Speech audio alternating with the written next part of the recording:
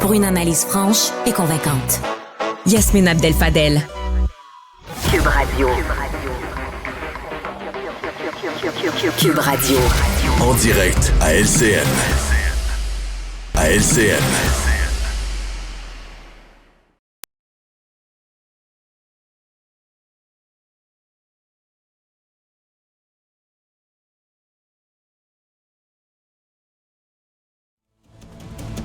– 14h30, c'est le moment d'aller retrouver notre collègue à Cube Radio, Yasmine Abdel-Fadel. Bon après-midi, Yasmine. Bon après-midi, Julie. Bon, ça a été une grosse fin de semaine sur le plan politique. On revient donc ensemble, toi et moi, sur les conseils généraux. Commençons avec Québec solidaire. Moi, j'ai lu ton papier aujourd'hui. Québec solidaire qui a finalement adopté la déclaration de Saguenay. C'est un projet pour moderniser le programme. Il faut dire que ça survient 18 ans après la fondation du parti. Et toi, tu as l'impression que c'est un pari réussi là, pour Gabriel Nadeau-Dubois. Ben, de quoi parle-t-on aujourd'hui? Hein? C'est un peu un indicateur politique. De quoi parle-t-on? On parle de cette déclaration de Saguenay qui a été adoptée. Bon, elle a été adaptée aussi aux militants et à leur volonté, mais il n'y a pas eu de rejet de cette proposition qui émane principalement du leadership de Québec solidaire. Et la deuxième chose, c'est que finalement, on a convenu qu'il fallait revoir, réanalyser, peu importe comment eux, ils vont utiliser le verbe pour parler de la plateforme électorale, du programme électoral, de ne pas avoir des centaines de propositions, mais de se concentrer, de ramener ça à quelques points facile à expliquer, facile à comprendre, facile à défendre. C'était les deux dossiers que voulait mettre sur la table Gabriel Nadeau-Dubois. Visiblement, c'est réussi. Et aujourd'hui, on ne parle pas ni des lettres de Catherine Dorion, ni des sorties d'Émilie Le Sartérien. On parle de Gabriel Nadeau-Dubois qui a réussi, sans trop se faire amocher, à traverser cette fin de semaine qu'on appelait finalement un sommet où ça passe ou ça casse concernant son leadership.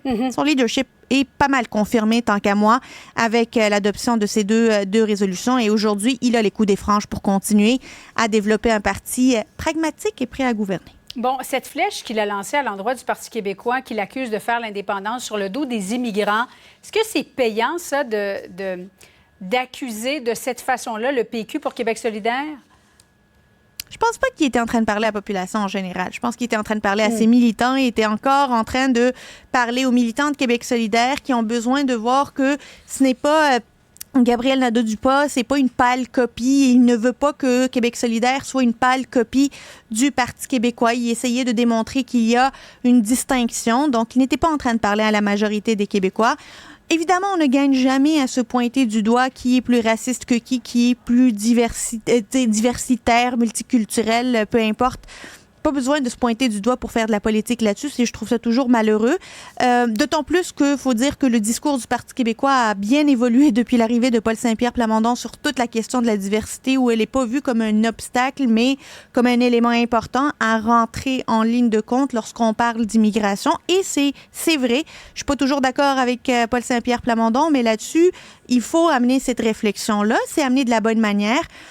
Est-ce que c'est juste? Non, c'est peut-être un peu injuste envers le Parti québécois, mais au-delà de ça, il fait de la politique et il parlait à ses militants. Il ne parlait pas à l'ensemble de la population, ça c'est certain.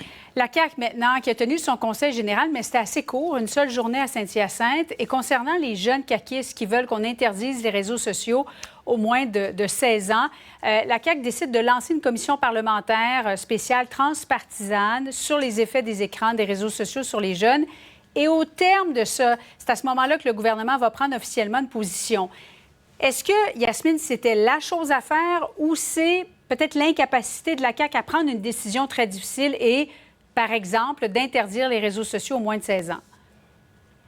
Ils ont sauté sur la patinoire de Paul Saint-Pierre Plamondon. Hein. Ce sujet-là a été ramené par Paul Saint-Pierre Plamondon, puis visiblement, il s'est imposé dans les instances militantes de la Coalition Avenir Québec. Il y a un premier ministre qui, a à peine moins de 3 semaines, là, reprochait à Paul Saint-Pierre Plamondon de vouloir instaurer une majorité numérique puis de demander une commission transpartisane. Que fait le premier ministre cette fin de semaine?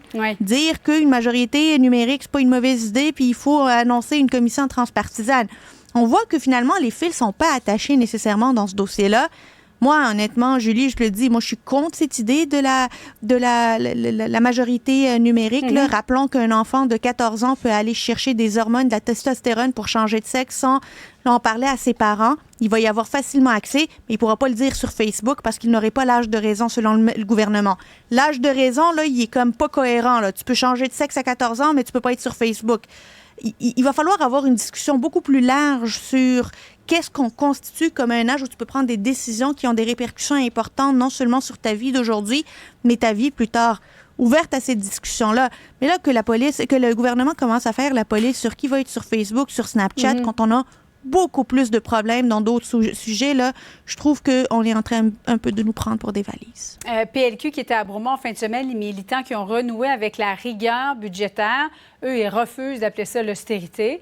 Tous les anciens chefs, d'ailleurs, y étaient, anciens premiers ministres, anciens chefs intérimaires. Qu'est-ce qui a retenu? Qu'est-ce qui t'a interpellé, toi, en tant qu'ancienne libérale, Yasmine? Hey, ça faisait longtemps que j'ai pas vu autant de sourires dans une salle remplie de libéraux. Là, tout le monde était heureux d'être là. Puis il y avait comme une frénésie dans les images que l'on voyait. Tous les chefs intérimaires étaient présents, notamment pour rendre hommage à Philippe Couillard. Puis tu sais, Philippe Couillard et son héritage politique est intimement lié à la gestion des finances publiques, qu'on l'appelle austérité, qu'on l'appelle assainissement des finances publiques. Mais il y avait une gestion plus serré des finances publiques. Et aujourd'hui, alors qu'on accumule à 11 milliards de déficit, ben c'est facile pour l'opposition officielle de dire, ben vous voyez, vous nous en avez voulu peut-être durant 2014 à 2018, mais au bout du compte, on a géré les finances de manière plus serrée qu'aujourd'hui. Est-ce qu'ils sont en train de réhabiliter cet héritage de Philippe Couillard dans l'histoire politique? Vont-ils réussir? Je ne le sais pas. Chose certaine, les prétendants au leadership n'étaient peut-être pas physiquement là. Leurs équipes, elles étaient bien présentes. Yasmine Abdel-Fadel, merci beaucoup, Yasmine. Bon après-midi à toi. Au revoir, Julie.